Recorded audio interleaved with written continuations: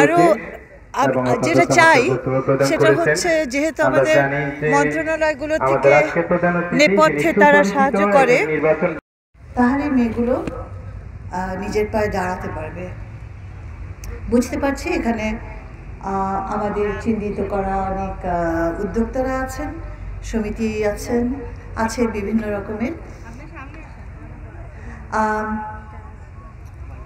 পিঠার মানে এটা তো পিঠার মৌসুম, সে কারণে পিঠা মেলা, কিন্তু এটাও বুঝতে পারছি যে আমাদের মেয়েরা আরও অনেক কিছুই করে, যেমন সেলাই টেলাইয়ের জিনিস উৎপাদন করে।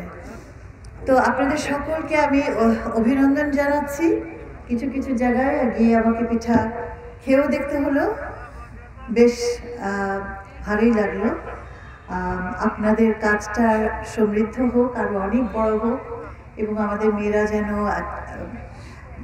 এই ছোট ছোট ক্ষুদ্র উদ্যোক্তার জায়গা থেকে আরও বড় উদ্যোক্তার জায়গায় পৌঁছাতে পারে, এই আমি কামনা করছি।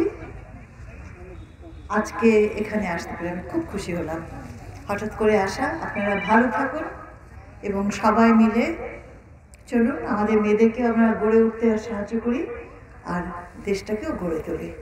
ভালো থাকবেন।